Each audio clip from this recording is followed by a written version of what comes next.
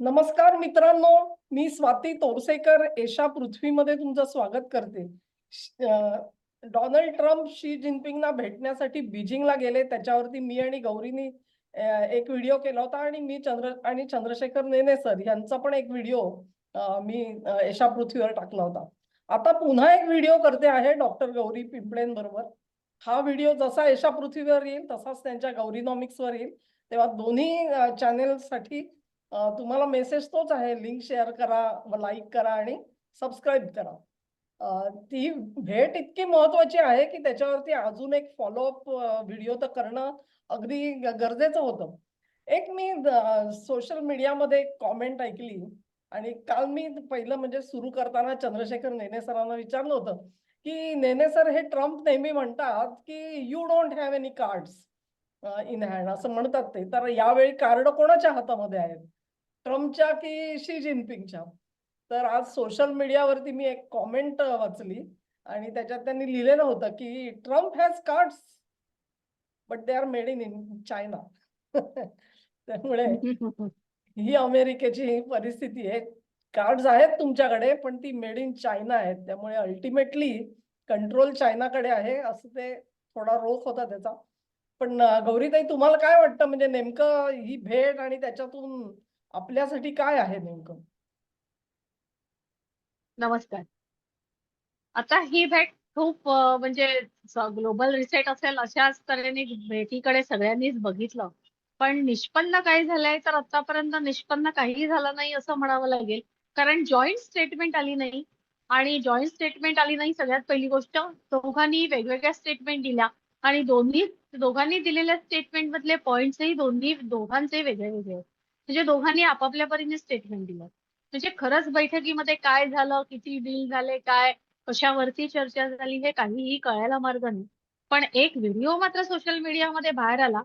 त्याच्यामध्ये चीनचे राष्ट्राध्यक्ष शी जिनपिंग म्हणतायत की युएस इज अ डिक्लायनिंग पॉवर.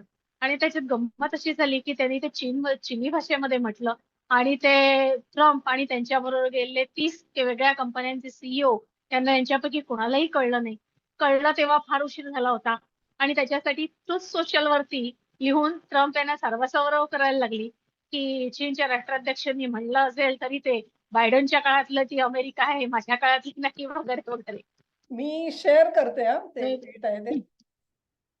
हा हे ट्विट आहे ट्रम्प यांचं, किती मजेदार आहे बघा. हा सॉरी नाही, तुम्ही त्यातलं सांगितलं तरी चालेल. When President Xi very elegantly referred to the United States as perhaps being a declining nation, he was referring to the tremendous damage we suffered during the 4 years of sleepy Joe Biden and Biden administration.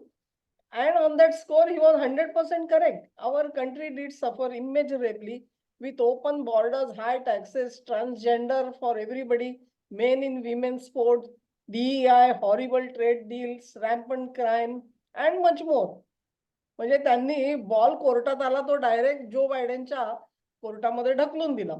President she was not referring to the incredible rise the United States has displayed to the world during the 16 spectacular months of Trump administration, which includes high time stock markets, 401k, military victory, thriving relationship in Venezuela, the military decimation of Iran to be continued, strongest military on earth, by far economic powerhouse again, with a record $18 trillion being invested into United States by others, best US job market in history, with more people working in United States right now than ever before, ending country destroying DEI, and so many other things that it would be impossible to readily list.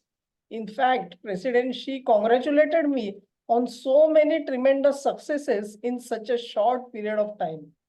2 years ago, we were in fact a nation in decline. On that, I fully agree with President Xi. But now, United States is the hottest nation anywhere in the world, and hopefully, our relationship with China will be stronger and better than ever before. म्हणजे Xi Jinping यांनी जी comment मारली ती अतिशय व्यवस्थित जागी पोचलेली आहे अमेरिकेत असं आपण म्हणू शकतो. आणि ही सारवासारव आहे सरतेशेवटी. जसं गौरीनी म्हटलं की ते भाषण सुरू होतं तेव्हा त्यांच्यापैकी कोणालाही कळलं नसेल किंवा इमिडिएटली रिॲक्ट करता आलं नसेल. सांगता येत नाही कारण तिथे मला वाटतं ते भाषण पण मी बघितलं. बाजूला कुठे मला दुभाषा दिसला नाही असलेला. कारण तर दुभाषा असता तर त्यांनी ताबडतोब अलर्ट केलं असतं. आणि ट्रम्पच्या टीममध्ये म्हणजे ज्या नियर बाय टीम आहे त्याच्यात कोणाला कदाचित चायनीजचा एवढा गंध नसावा. नाहीतर उत्तर खरं तिथल्या तिथे यायला पाहिजे होतं पण तसं झालं नाही. एकंदरीतच सगळेजण चर्चा करतायत गौरीताई की ट्रम्प यांची बॉडी लँग्वेज कशी वाटली तुम्हाला मीटिंग मध्ये त्या? नाही, एकूण ओव्हरऑल बघितलं तर चीनचे राष्ट्राध्यक्ष जास्त कॉन्फिडेंट होते. आत्मविश्वास जास्त होता. म्हणजे जरी ट्रम्प यांचं नाव ट्रम्प असलं तरी ट्रम्प कार्ड चीनच्या राष्ट्राध्यक्षांकडे होती असं म्हटलं तर वावगं ठरणार नाही. म्हणजे अमेरिका सुपर पॉवर म्हणून जी काही दादागिरी दाखवायची तसं कोणाच्याच वागण्यामध्ये दिसलं नाही. म्हणजे मार्को रुबियोनी तर तो जो काही त्यांचा हॉल होता तो असा पूर्ण 360 डिग्री वळून बघितला आणि तो इतका आश्चर्यचकित झाला. जसं काही अमेरिकेशिवाय दुसऱ्या कोणाला आर्किटेक्चर काही येतच नाही अशा तऱ्हेने त्याची रिएक्शन होती. ते बघून जाणवलं की त्यांना कल्पनाच नाहीये की चीन कुठल्या कुठे पोहोचलाय किंवा त्यांना कल्पना असेल तरी ते कधी चीनमध्ये जाऊन त्यांनी बघितलं नव्हतं की चीन नक्की काय करतोय. आणि चीनने पण त्यांना असं काही दाखवलेलं आहे की ते सगळेच जण आश्चर्यचकित झालेले आहेत. आणि जाताना कुठलंही डील ट्रेड डील वगैरे झालं नाही त्याच्याबद्दल कोणी काय बोलायला तयार नाहीये. पण सगळेजण सांगतायत की हो सक्सेसफुली आम्ही डील करून आलोय. कुठल्याही कागदपत्रांवर साईन झालेलं नाहीये. कुठलीही जॉईंट स्टेटमेंट आलेलं नाहीये. कोणत्याही उद्योगपतीचे दुसऱ्या उद्योगपती बरोबरती काय म्हणतो आपण एमओयू वगैरे काहीही साईन झालेलं नाहीये. म्हणजे थोडक्यात हात हलवत गेले होते राष्ट्राध्यक्ष ट्रम्प ते हात हलवत परत अमेरिकेला पोहोचलेले आहेत एवढं नक्की. आता याच्यामध्ये चीन पुढे काय निर्णय घेणार आहे आणि त्यांचं एकमेकांवरचे टॅरिफ म्हणा किंवा तेलाचे निर्णय म्हणा. अमेरिका म्हणते त्यांनी आमच्याकडून तेल घेणं कबूल घेतलंय. चीन म्हणते आम्ही इराणचं तेल थांबवणार नाही आहोत. फक्त स्ट्रेट ऑफ हॉर्मुझ ओपन करायला पाहिजे याच्यावर त्यांचं एकमत झालं. असं एकूण सोशल मीडियामध्ये ज्या बातम्या येतात त्याच्यावरून दिसून आलेलं आहे. बाकी कुठल्याही गोष्टीमध्ये त्यांचं एकमत झालंय असं वाटत नाही.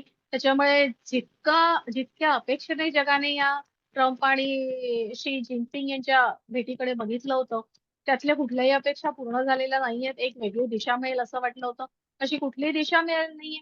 आणि एका अर्थाने जर शी जिनपिंग म्हणतायत युएस इज अ डिक्लायनिंग नेशन तर चीन पण युएस वरतीच अवलंबून आहे ना मॅक्झिमम आपण म्हणतो बिझनेस साठी. जे अमेरिकन ब्रँड्स जे आहेत ते आता मॅन्युफॅक्चरिंग चीन मध्ये होत आहेत. म्हणजे तसं बघायला गेलं तर दोघेही एकमेकांना सपोर्टिव्ह रोल मध्ये गेली काही वर्ष साधारण 2000 सालापासून तर आतापर्यंत 25-30 वर्ष बघितलं तर सपोर्टिव्ह रोल मध्ये आहेत. आता अचानक त्यांनी राष्ट्राध्यक्ष शी जिनपिंगनी म्हणायचं कारण मला कळलं नाही की युएस इज द डिक्लायनिंग पॉवर. कदाचित त्यांना दाखवायचं असेल की आम्ही सुपर पॉवर कडे चाललो आहोत किंवा तुमची आता तेवढी शक्ती राहिली नाहीये. जग फार वेगळ्या वळणावर आहे असं कदाचित काही सांगता येत.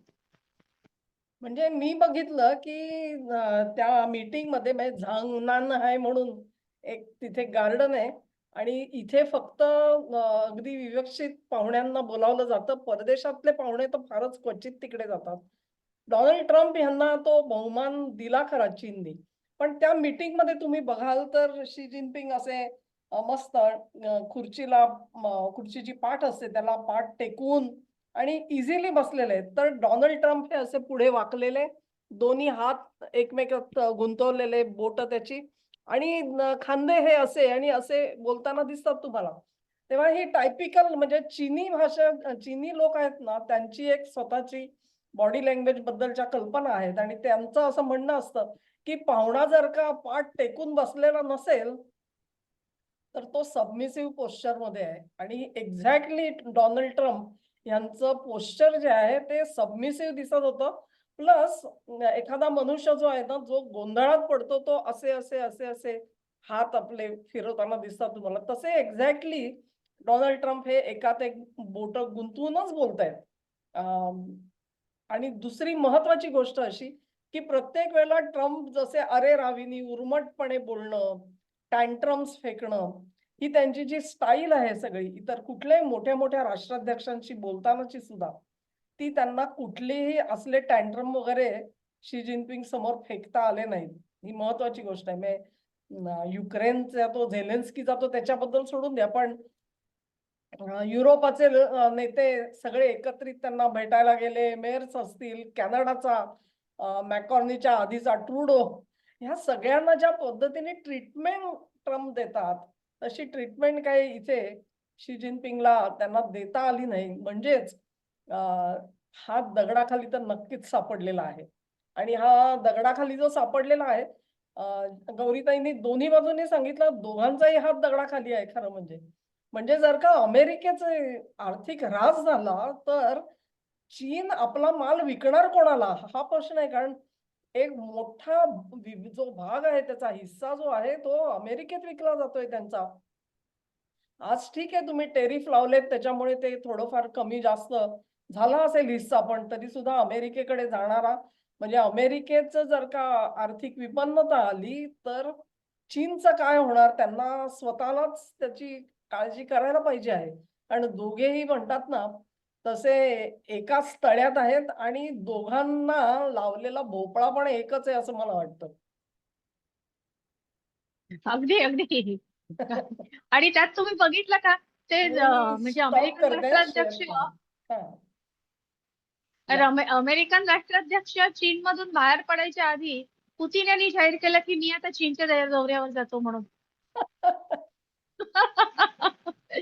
म्हणजे काहीच नाही, त्या गेम मध्ये कुठेच पुतीन नव्हते, तेवढ्यात पुतीननी खरा टाकला आता मी चीनच्या दौऱ्यावर चाललोय म्हणून. खरोखर म्हणजे म्हणजे खरंच आश्चर्य आहे या सगळ्यात.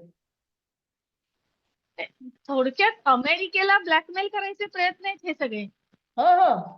आणि त्यांनी पाळी ओढवून घेतलेली आहे स्वतःवरती ट्रम्पनी, ज्या पद्धतीत उद्दामपणे संपूर्ण जगाशी वागण्याची काही गरज नव्हती.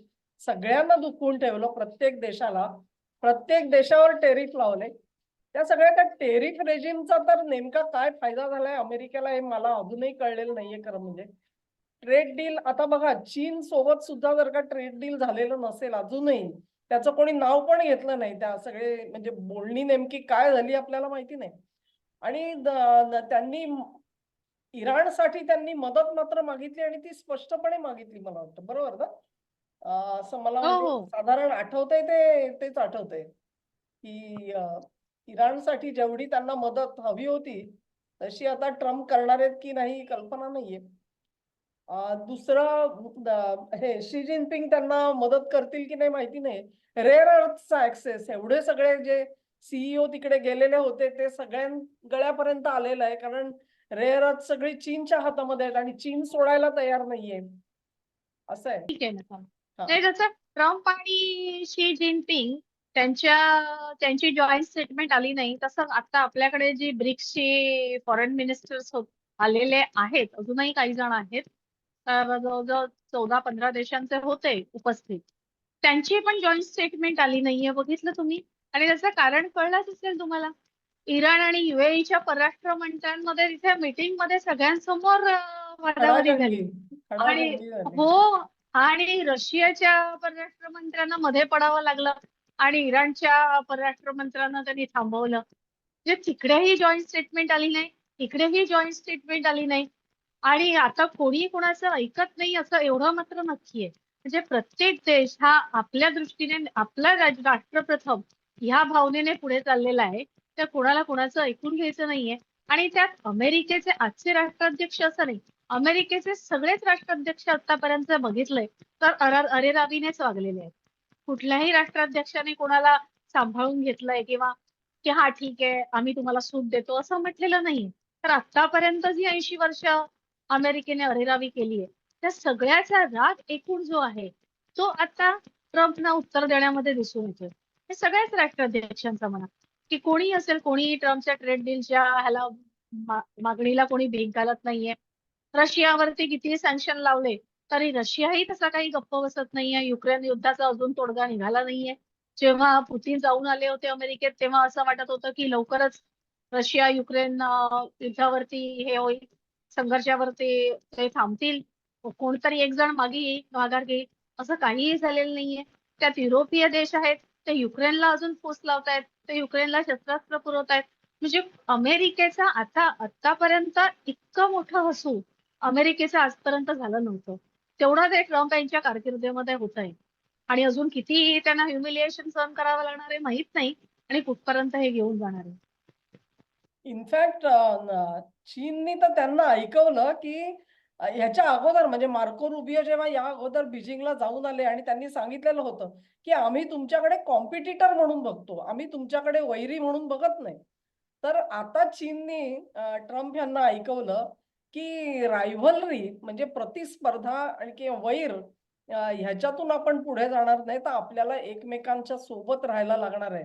आणि त्याची मानसिकता अमेरिकेची आहे की नाही याच्याबाबत चीनच्या मनामध्ये नक्की संदेह असणार. कारण ज्या पद्धतीत एकंदरीतच एक प्रकारे चीनची तुम्ही अडवणूक करण्याचा प्रयत्न केला, व्हेनेझुएला हातातून काढून घेतला, आता क्युबावरती स्वारी करायची म्हणतायत, इराणचं तेल थांबवण्याचा प्रयत्न झाला. पण या सगळ्यातून चीन तावून सुलाखून बाहेर पडला. इतकंच नाही तर त्यांनी इराणला अशा पद्धतीमध्ये सपोर्ट केला की खुद्द इराणचा सुद्धा निर्णायक पाडा अमेरिकेला करता आला नाही. ही परिस्थिती आहे. म्हणजे तुमचं नेमकं तुम्ही मिळवलत काय हा प्रश्न आहे. ठीक आहे, तिथे तुम्ही सगळी मोडतोड केलीत आणि सगळा देश बरबाद केलात. ह्याच्या पलीकडे काय हातामध्ये आलं? ते युरेनियम तर नाहीच. त्याचं तर कोणी आता नावच घेतलं नाही, नाही का? ते किती 460 हो, किलो म्हणे युरेनियम आहे. युरेनियमचं नाव नाही, न्यूक्लिअर वेपनचं नाव नाही, कसलं काही. म्हणजे नक्की का ह्याच्यावरती इराणवरती हल्ले केले आणि काय साध्य केलं हे तर कळायला मार्ग नाही. त्यात चीनच्या राष्ट्राध्यक्षांनी एक वेगळा शब्द वापरला, मला वाटते हायसी डेटस ट्रॅप. तो काहीतरी अथेन्स आणि स्पार्टा या दोन राज्यांमध्ये वर्चस्वाची जी लढाई होती, हा. त्याचं नाव ते तसं आहे. आणि तोच शब्द त्यांनी अमेरिका आणि चीनच्या संदर्भात वापरला. म्हणजे पहिला सुपर पॉवर कोण हे ही जागा घेण्यासाठी आपल्या दोघांमध्ये लढाई आहे, तेवढं त्यांनी ते इनडायरेक्ट ट्रम्पच्या समोर सांगितलं की तसंच हे चालू आहे म्हणून. म्हणजे चीनची महत्वाकांक्षा एकतर ती आहे अमेरिकेची जागा घ्यायची, हे लपून राहिलेलं नाही. पण ते चीनला शक्य होईल असं दिसतही नाहीये, कारण अमेरिकेच्या मदतीशिवाय चीन मोठा झालेलाच नाहीये. त्यामुळे याच्यामधून मार्ग काय निघणार आणि हा गुंता कसा सुटणार हे लक्षात काही येत नाही, एवढं मात्र. म्हणजे एक मी त्यांचं स्टेटमेंट बघितलं ट्रम्पचं की इराणकडे न्यूक्लिअर हे असता कामा नये, याच्यावर आम्ही ठाम होत वगैरे. पण तुम्ही म्हणजे त्याचा अर्थ असा की हे सगळं युद्ध जे आहे ते थांबवण्यासाठी असेल किंवा इराणचं मन तयार करण्यासाठी असेल, अमेरिकेला आज चीनकडे जावं लागलं, ही वस्तुस्थिती. आणि मला वाटतं गौरीताई तुम्हालाही आठवत असेल, आपण प्रत्येक ऑलमोस्ट व्हिडिओमध्ये इराणवरच्या हे सांगितलेलं होतं की हा जो सगळा संघर्ष आहे, कलह आहे, तो चीन आणि रशियाला जोपर्यंत अमेरिका विश्वासात घेत नाही, तोपर्यंत त्यांना इराणचा प्रश्न सोडवता येणार नाही. आणि आता जे बघतो आहोत ते प्रत्यक्ष राष्ट्राध्यक्षांना तिथपर्यंत जावं लागलं आणि त्यात सुद्धा काही ठोस आश्वासन मिळालंय असं दिसत नाही. अन्यथा ट्रम्प यांचा जो स्वभाव आहे त्या स्वभावानुसार त्यांनी भरपूर टिमकी वाजवून घेतली असती. पण त्यातलं काहीच झालेलं. आणि मुख्य म्हणजे मी बघितलं त्यांचे अर्थमंत्री स्कॉट बेसेट जवळ होते, संरक्षण मंत्री जवळ होते, पीट हेगसेथ होते, मार्को रुबियो तर होतेच होते परराष्ट्र मंत्री. म्हणजे एक प्रकारे आपण बघू तर अगदी सगळा लवाजमा घेऊन गेलेले होते ट्रम्प. कुठलाही निर्णय जर का करायचा असता तर तत्काळ त्यांनी स्वतःच्या सहकाऱ्यांशी चर्चा करून त्याच्यावरती आपला निर्णय त्यांना चीनला कळवता पण आला असता. पण त्यातलं काहीही झालेलं दिसत नाहीये. तेव्हा ऑप्टिक्स म्हणाल म्हणजे बाहेरच्या जगासाठी जर का आपण विचार केला तर या भेटीतून निष्पन्न काहीच झालं नाही असं म्हणता येईल. काही ना हा, काहीतरी. आणि आणि अजून हा. अजून एक जाता जाता गोष्ट सांगते. हा. आपण हा सगळा जिओपॉलिटिकल किंवा आपण इकॉनॉमिक्सच्या फायनान्शियल दृष्टीने विचार केला, पण त्याचे जे फोटो आले त्याच्यावरून लेफ्टिस्ट आणि वोकिझमच्या लोकांनी काय केलं माहितीये का, म्हणे हा. तिथे एकही महिला नाहीये, आणि न्यूयॉर्क टाइम्सने ते छापलंय. बापरे. म्हणजे आपण कोणत्या दृष्टीने विचार करतो, ते लोक कुठल्या जगात जगतात, मला म्हणजे समजतच नाही. आणि त्यात एक जी एका इकॉनॉमिस्टने पण, एक लेडी इकॉनॉमिस्टने, तिने पण तेच म्हटलंय. तिला लोकांनी रिप्लाय दिलाय, असं तुला वाटतं तर तू $1 ट्रिलियन कंपनी काढ. आणि त्यांच्याबरोबर लोकांनी काय रिप्लाय दिले जबरदस्त. Even children are not there. आणि वुमनच काही चिल्ड्रन पण नाहीये तिकडे. एक किती माझ्याकडे स्क्रीनशॉट आहे, हास्यास्पद स्क्रीनशॉट आहे. लेवलला पातळीवर जाऊन वोकिझम काय हे म्हणजे कशाला महिला कशाला लागते तुम्हाला हा प्रश्न आहे हे ना. ह्याचा हो. न्यूयॉर्क टाइम्सचा आर्टिकल आहे. Where are the woman at the ट्रम्पची समिट. आणि वरती एकाने ज्यांनी कोणी पोस्ट केली आहे त्याने लिहिलंय, because this is a summit between two global super powers, not a Disney movie. Why are the west so woke. बघा म्हणजे किती स्वतःची शोभा करून घेताय ते दिसतं एकंदरीतच. अगदी, म्हणजे आपण काय विचार करतो आणि दुसऱ्या कुठल्या तरी वेगळ्याच ते जगामध्ये वावरतात, ते काय विचार करतात कळायला खरंच काही याचा मार्ग अर्थ नाही. कुणाचे काय प्राधान्य अजेंडे आहेत. कशाला आहे नाही का, प्राधान्य कशाला द्यायला पाहिजे. म्हणजे तिथे एखादी महिला हजर आहे का नाही, मग त्याच्या पुढे तुम्ही म्हणाल की ब्लॅक आहेत की नाही तिकडे, फक्त गौरवर्णीय आहेत का, आणि फिजिकली डिझेबल्ड कसा कोणी नाही, काय वाटेल ते, म्हणजे LGBTQ आहे का नाही. I mean these are the kind of देशासमोर जी आव्हानं उभी आहेत त्याच्यात काही झालं का नाही ह्याचा कुठे गंधवार्ता नाही आहे या लोकांना. हॉरिबल अगदी सिच्युएशन अगदी. आहे. आणि ते शी जिनपिंग म्हणले असतील ना की America is on the decline, तर ती डिक्लाइन जी आहे ना ती केवळ आर्थिक नाहीये, ही मॉरल डिक्लाइन सगळ्यात महत्वाची आहे. त्यांचा समाज जो अधोगतीला चाललेला आहे तो या सगळ्या व्हॅल्यूजमुळे चाललेला आहे. आणि त्याचाच तुम्हाला रिफ्लेक्शन तुम्हाला त्यांच्या आर्थिक परिस्थितीवरती दिसतंय.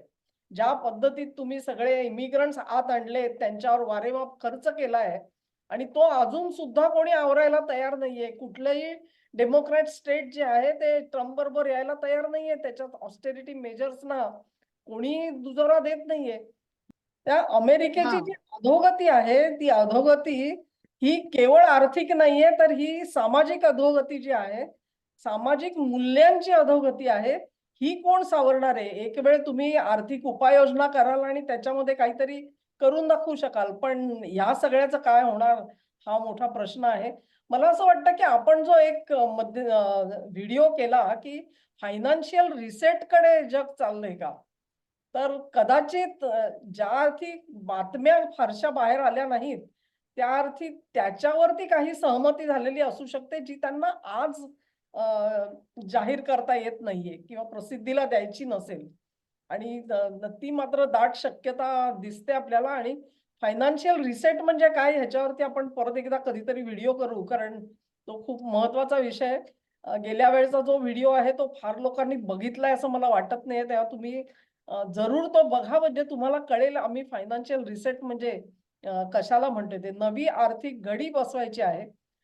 पंतप्रधान मोदी सुद्धा तुम्हाला सांगतायत 1 वर्ष संयम ठेवा आणि कळ काढा. या एका वर्षामध्ये नेमकी काय उलाढाल होणार आहे, उत्पात होणार आहे, आणि त्यातून ही आर्थिक घडी सगळी जी आहे ती बदलली जाणार आहे का, ह्याची उत्तर आपल्याला पुढच्या 12 महिन्यात मिळणार आहे. कदाचित त्याची जो सूतोवाच आहे तो या मीटिंग मध्ये केला गेलेला असू शकतो. आणि त्याच जोडीला मग जगभरात चाललेले जे सगळे संघर्ष आहेत, कारण पुतीन जर का आता तिकडे जाणार असेल तर अर्थातच युक्रेनचा सुद्धा प्रश्न चर्चेला गेलेला आहे असं मी गृहीत धरते त्याच्यात, नाही का. अगदी अगदी. ठीक आहे. मला वाटतं आपण शेवटाकडे येऊ आता कार्यक्रमाच्या. अगदी हो. जरूर. एक थोडा धावता आढावा घेण्याचा प्रयत्न केलाय. आणखी सुद्धा काही मटेरियल जेव्हा बाहेर येईल आणि त्यातले महत्वाचे विषय हे असेच कोणी ना कोणीतरी लीक करेल, आतला असतो तो की नाही मी तिथे होतो आणि असं झालं वगैरे, त्यातून थोडेसे झरोका मिळाल्यासारखा प्रकाशझोत पडणार आहे सगळ्यावरती आणि त्याची चर्चा आपण परत करू. हा व्हिडिओ तुम्हाला आवडला असेल अशी आशा करते. तुम्हाला आवडला असेल तर ही लिंक शेअर करा, व्हिडिओला लाईक करा, चॅनेलला सबस्क्राईब करा. दोन्ही चॅनेल्स एशा पृथ्वी आणि गौरी नॉमिक्स ह्या दोन्हीकडे तुम्हाला ह्या गोष्टी पार पाडायच्या आहेत. तुमचं सहकार्य आहे आणि तुम्ही करताय म्हणून तर तुम्हाला परत परत सांगावंसं वाटलं. आज गौरीताई आल्या आणि या चर्चेसाठी त्यांनी अतिशय महत्त्वाचे इनपुट्स आपल्याला दिले. त्याबद्दल त्यांचे आभार मानते आणि पुन्हा आपण या चॅनेलवरती परत एकदा भेटू. असाच काहीतरी चांगला विषय घेऊन अशी त्यांना सुद्धा विनंती करते. गौरीताई धन्यवाद. धन्यवाद प्रेक्षकांना. धन्यवाद.